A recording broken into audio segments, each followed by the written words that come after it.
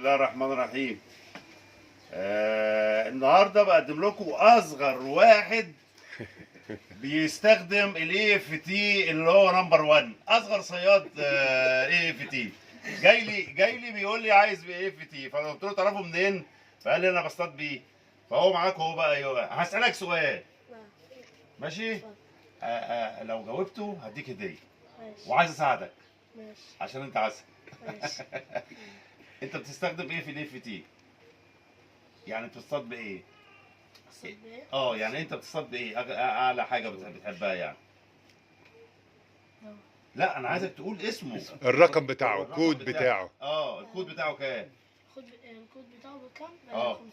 500 و 515. 515. انت بتستخدم 515 اه. اللي هو العدل صح؟ اه. تمام. انت عرفت الاكواد. هسألك بقى ايه؟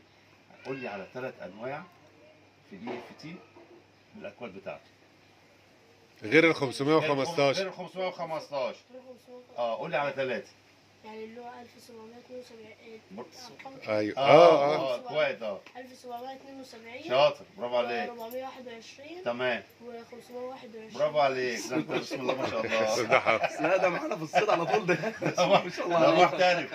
ده اصغر شبل يا جماعه بيستخدم النمبر 1 الاي في تي اهو. حبيت اصور معاه عشان عملت له مسابقه ونجح. اخبطه هديه بقى. ونجح، وعشان نجح لازم نديله نديله هديه. نشجعه يعني. نديله هديه.